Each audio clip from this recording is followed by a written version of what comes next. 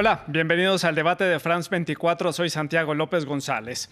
La historia política de Estados Unidos comienza un nuevo capítulo, un nuevo gobierno, 4 años que estará liderado por el demócrata Joe Biden y su vicepresidenta Kamala Harris, que llegaron a la Casa Blanca con un ambicioso plan de trabajo en el marco de una coyuntura en un país marcado por la polarización, la pandemia del COVID-19, la necesidad de impulsar la economía del país y también la reposición o reposicionar a Estados Unidos en la escena internacional. Al menos así lo han dicho ellos. En el siguiente reportaje les contamos más detalles de los retos que tiene la administración Biden-Harris.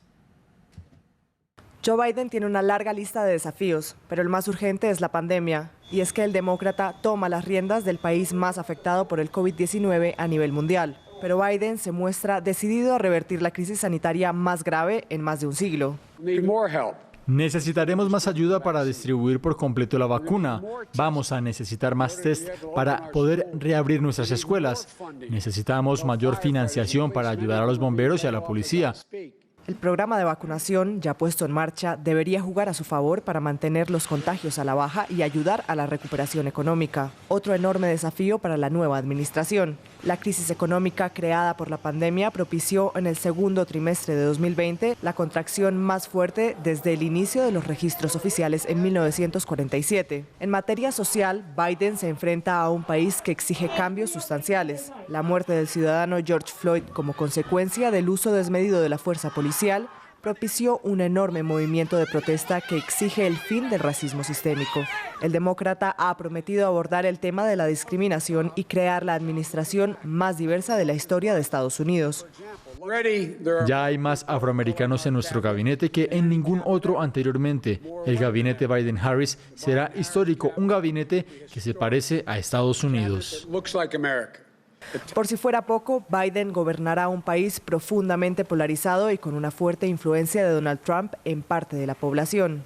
Sin embargo, el nuevo mandatario ha afirmado varias veces que gobernará tanto para los que lo apoyaron como para los que votaron en su contra. Y ha llamado a demócratas y republicanos a trabajar juntos para evitar perjudicar los asuntos internos. Para analizar este tema hemos invitado al programa a Agustina Giraudi. Ella es profesora de Ciencia Política en la American University. Se conecta a esta hora desde la ciudad de Washington, la capital de Estados Unidos. También está con nosotros Robert Matthews. Él es analista internacional y asesor sobre política exterior de Estados Unidos. Es doctor en Historia de América Latina de la Universidad de Nueva York. Él se encuentra en la zona de Brooklyn, allí en la ciudad de Nueva York. Les recuerdo que ustedes también hacen parte de esta conversación. Pueden dejar sus preguntas, también los comentarios a través de las redes sociales. Se las recuerdo, estamos en Facebook y también nos encuentran en Instagram y en Twitter como @France24_ES y @Santilogo. La etiqueta es numeral el debate F24. Pues ya tenemos el contexto y tenemos a los invitados y quiero comenzar con Agustina preguntándole por la lectura que hace usted sobre el significado del inicio del gobierno de Joe Biden y de la vicepresidenta Kamala Harris. Buenas noches, Santiago. Muchas gracias por la invitación. Creo que es un día de mucho alivio y de mucha esperanza. Esto es lo que hemos leído en muchos medios de comunicación y lo que se ve también acá, al menos en la ciudad de Washington. En la ciudad de Washington también es una vuelta a la normalidad lenta después de 2 semanas muy intensas de mucha seguridad y de mucho miedo también. Creo yo lo que más rescato del mensaje inaugural del presidente Biden es primero el mensaje de unidad, que ahí tengo mis resquemores porque, digamos, unir un país tan dividido va a ser complicado. Siento en ese sentido que por ahí ese mensaje es un poco naif. Pero sí quiero destacar el mensaje que extendió al pueblo americano para tratar de ser un poco más empático con lo que está sucediendo. El mensaje de transparencia que también enfatizó esta idea de no mentir más, de tratar con decencia tanto a los opositores políticos como a los aliados, como tratar de volver a lo que era Estados Unidos antes de la presidencia de Donald Trump. Sí. Y en ese sentido me parece que es un mensaje realmente muy constructivo, muy esperanzador, muy de volver a rehacer la democracia que sufrió tanto en estos 4 años. Doctor Robert Matthews, allí en la ciudad de Nueva York, ¿cuál es su lectura del inicio de este nuevo gobierno, de este cuatrenio de Joe Biden?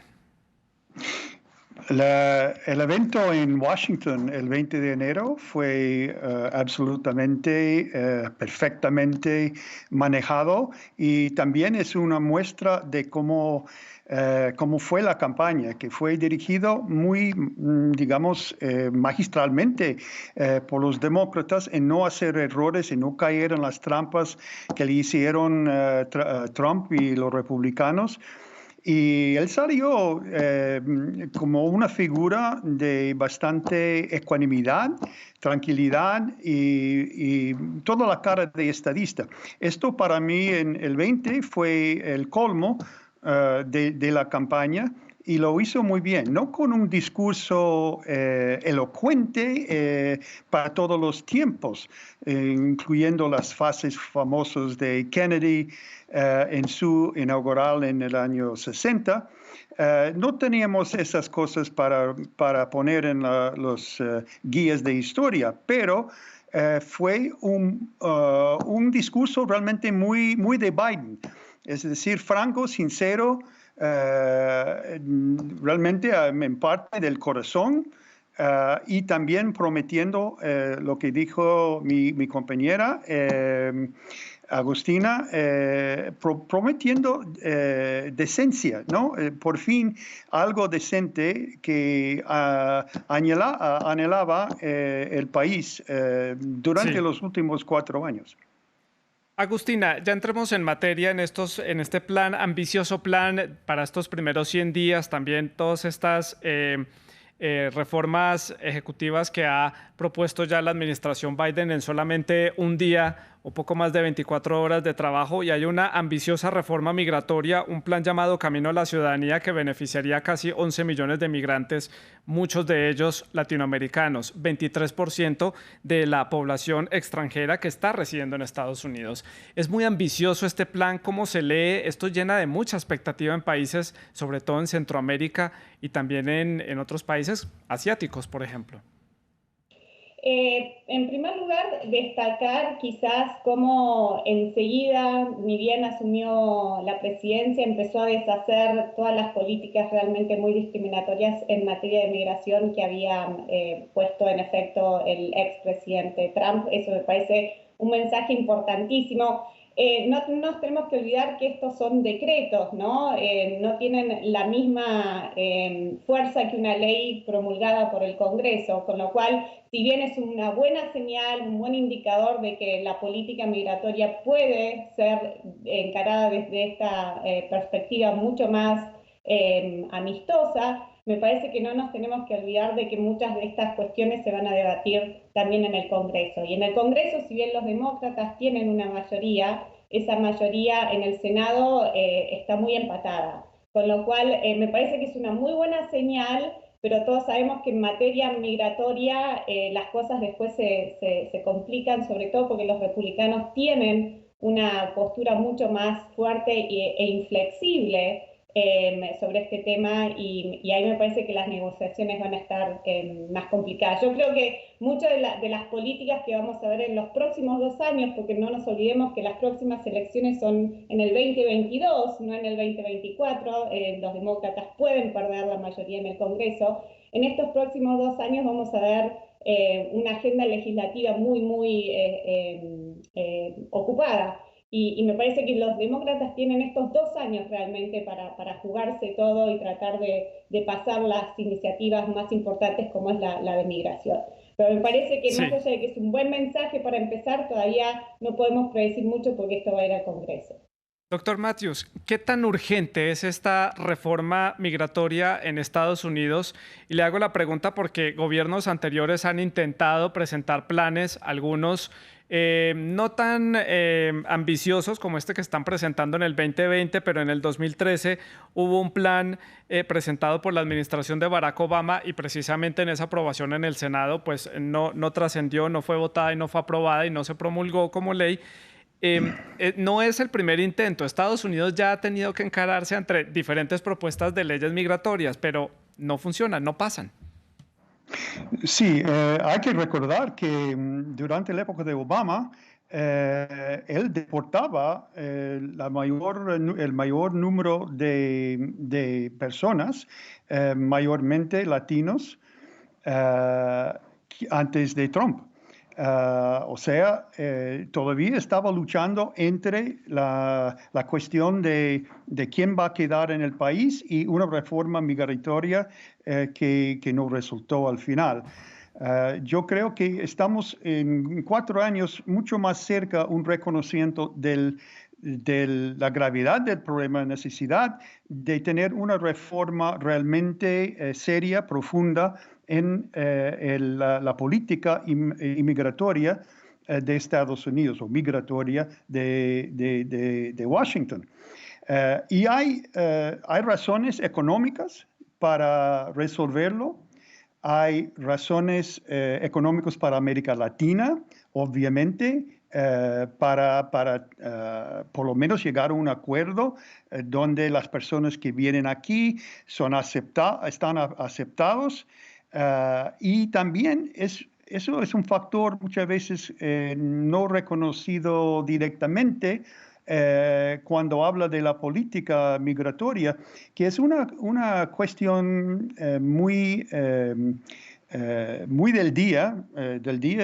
Sí. los últimos 2 décadas, política. Es una cuestión política que en gran parte impulsó los populistas derechistas detrás de Trump.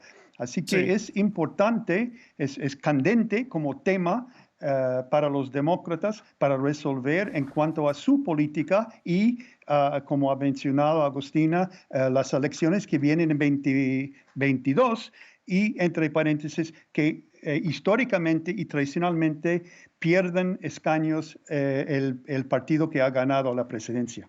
Desde 1986, ustedes me corregirán, Estados Unidos no hace una aprobación de una reforma migratoria de manera sustancial.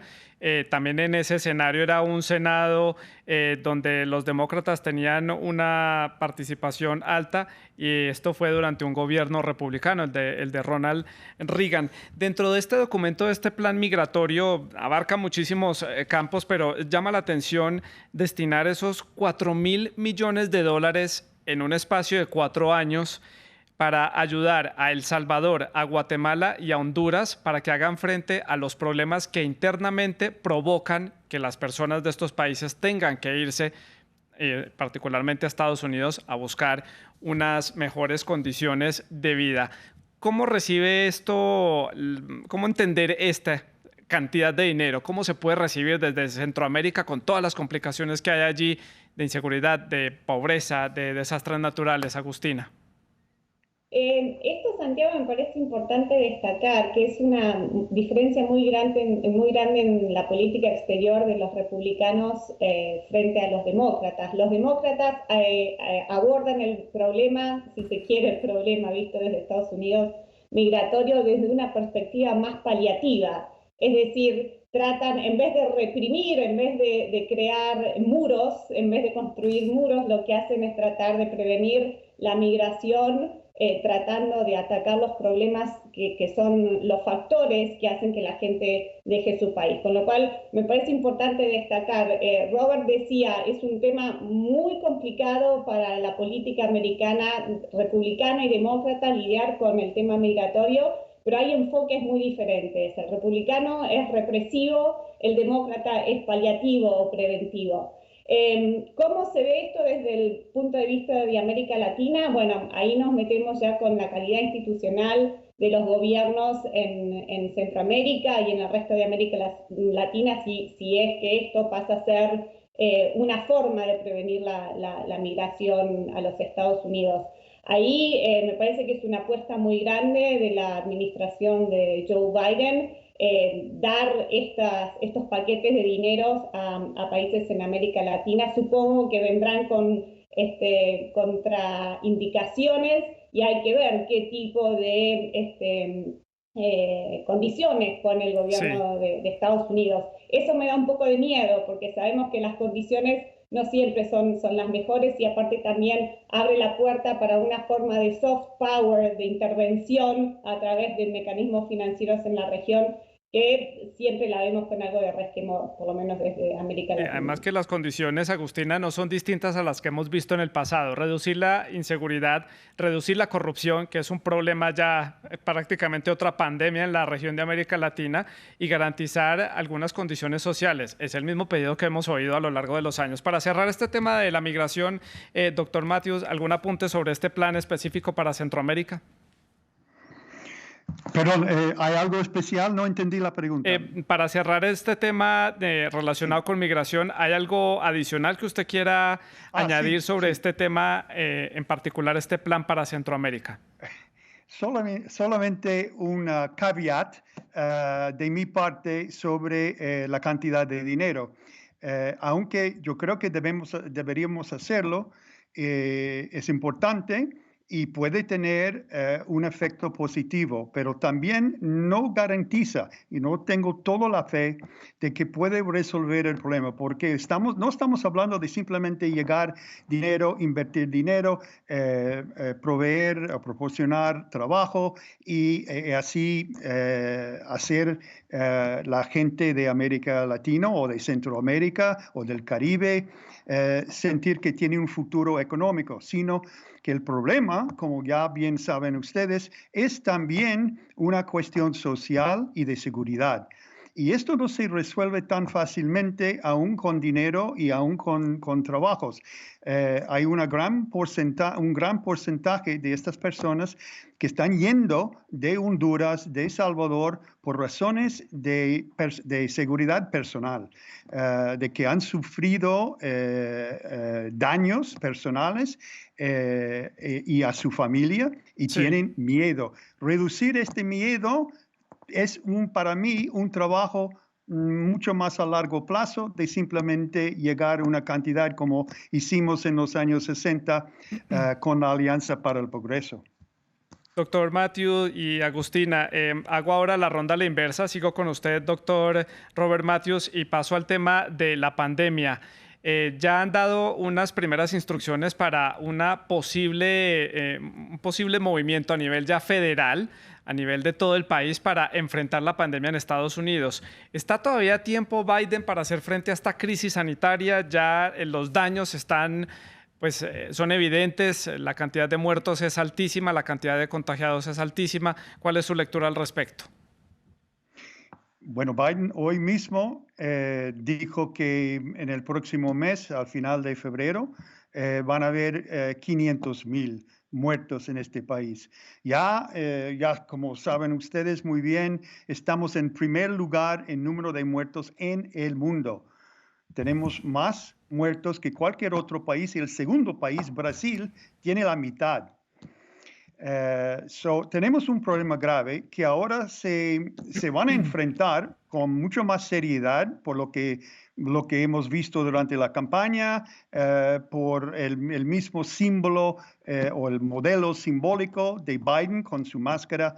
Pero también tenemos retos y barreras. Y yo creo que dos barreras son la herencia de Trump de tener un sistema de distribución que no es del todo funcionando bien, no es fluido, no es sincronizado, coordinado.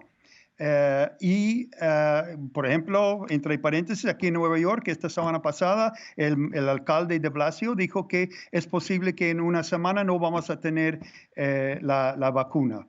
Yo tuve la vacuna la semana pasada y bien, pero aquí en Nueva York y en todo el país llegamos al segundo punto de barrera, digamos, a conquistarlo rápidamente, y es la resistencia de mucha parte de la población, de gran parte de la población, a tomar la vacuna como parte de este movimiento antivacuna, por razones psicológicas y políticas.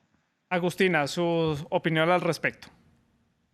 Creo que la diferencia de coordinación va a ser muy importante. Acá Biden llega con una agenda de impronta federal que no estuvo presente durante todo el año pasado bajo la administración de Donald Trump. Y esto para mí es un quiebre fundamental. En un país federal en donde la autoridad está tan dispersa y tan descoordinada, y no nos olvidemos que Estados Unidos tiene uno de los sistemas federales que otorga más autonomía en comparación a otros sistemas federales, que le otorga más autonomía a los estados.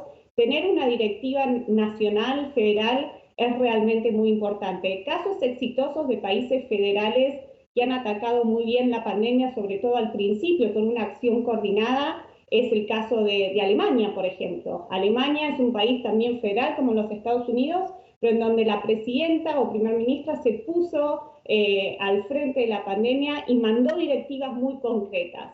Esto para mí me parece fundamental destacar, y ya lo vimos desde hoy. Hoy a la mañana el presidente Biden empezó a implementar directivas muy concretas para centralizar todo esto.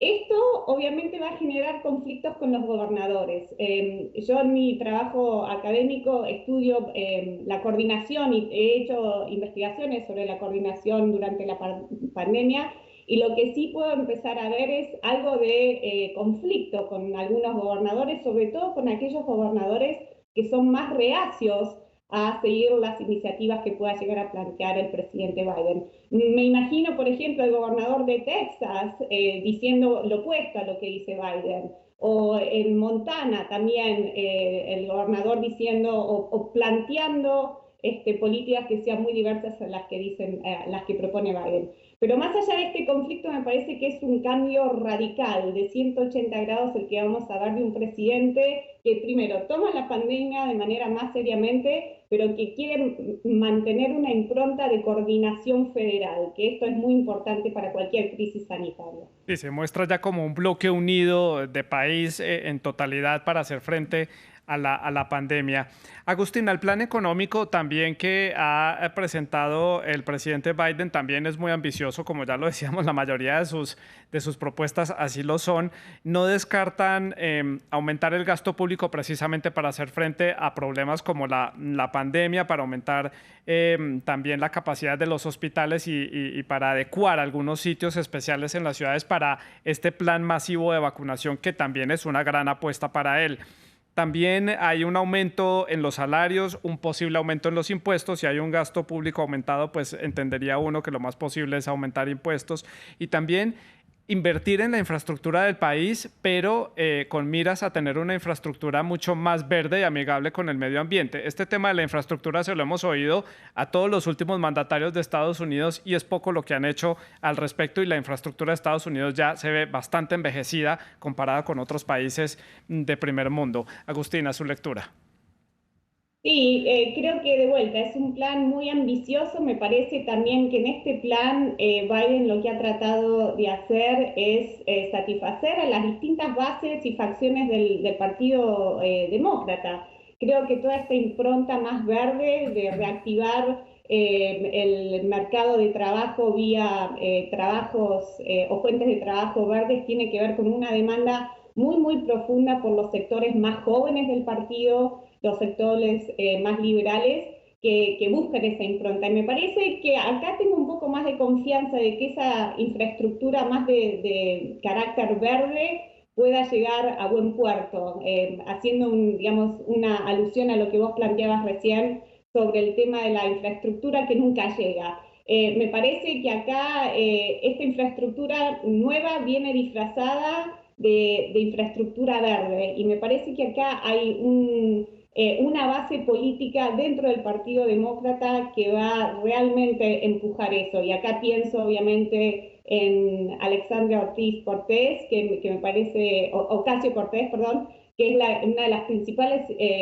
impulsoras de este plan de energía verde. Con lo cual, me parece que si realmente el proyecto de infraestructura apunte a ese sector, me parece que puede llegar a mucho mejor puerto. Que ese plan enfocado en el medio ambiente va también enlazado con regresar al Acuerdo de París, un importante acuerdo a nivel internacional que vuelve y deja a Estados Unidos a la par de países de la Unión Europea y de otros países asiáticos. Doctor Robert Matthews, su opinión sobre este tema del plan económico.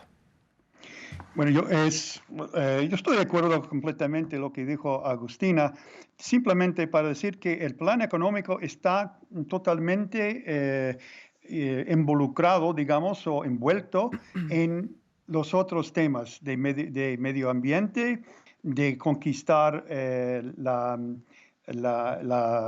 virus, acabar con la pandemia. Atacar la gran desigualdad de este país, que si fuera un país en la Unión Europea sería el último, el número 28 en desigualdad. Todo esto está en un plan ahora, por lo inmediato, de atacar el virus. Con el stimulus program. Sí.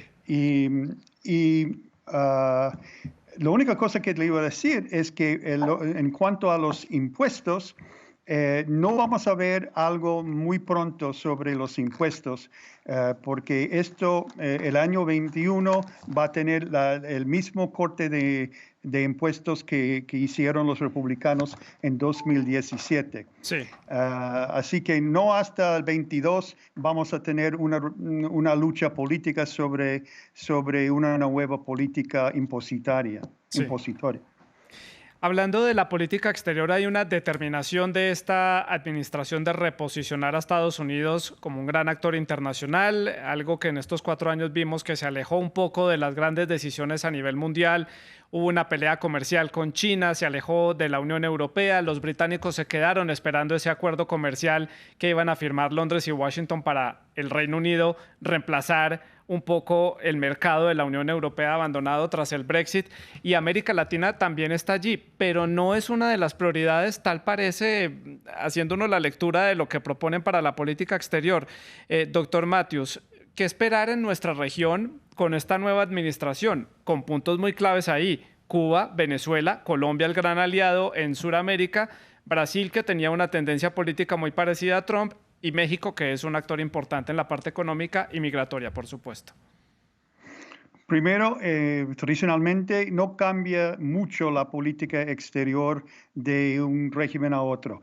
Ahora, con Trump va a haber un cambio, algo en ese sentido, porque la diferencia entre Trump y su régimen en los últimos 4 años ha sido notable entre él y lo anterior, y ahora lo que propone Biden. Para enfocar en América Latina, yo no veo grandes cambios. Hay que reconocer que, por un lado, Biden tiene una historia de ser muy centrista, muy moderado, y hasta seguir la política del momento. Él votó por Irak, por ejemplo. Él tenía posiciones en los años 90 bastante conservadores. Si traducimos esto a América Latina, podemos ver que posiblemente en Colombia más atención a derechos humanos que ha habido en los últimos 4 años, más atención a un esfuerzo de hacer los actores principales para que respetan los acuerdos de 16 y de paz, exactamente. Y en Venezuela yo veo menos argumentos y comportamiento agresivo, y más atención a la posibilidad de negociaciones junto con otros países como Colombia y como Noruega y otros países en Europa. En cuanto a América Latina en general, yo no veo muchos cambios. No ha habido cambios radicales desde los años de Reagan. Francamente, yo recuerdo la frase de Carlos Castañeda hace años de la africanización de América Latina, queriendo decir dejar América Latina al abandono. Sí. Y yo no veo grandes cambios por la razón de quién está en el gobierno ahora, y también por el hecho de que América Latina no está en la primera fila ahora Doctor de Matthews, problemas sí. internacionales. Agustina, para el cierre, su comentario sobre este tema de las relaciones con América Latina. A mí, cada vez que me hacen esa pregunta, me resulta medio complicado dar una respuesta que pueda ser satisfactoria, porque me parece que la región es muy diversa como para hablar de una única política exterior hacia América Latina. Tenemos casos como Brasil, luego Venezuela, luego México, que tienen realidades y conexiones con Estados Unidos muy diferentes. Pero lo que sí por ahí me quisiera destacar, y esto por ahí es un quiebre con un poco de lo que hemos visto hasta ahora y lo que enfatizaba Robert, que estoy totalmente de acuerdo, no es que ha habido muchos cambios radicales en política exterior frente a América Latina, pero sí me parece importante destacar que esta vez todo ocurre en el contexto de una pandemia.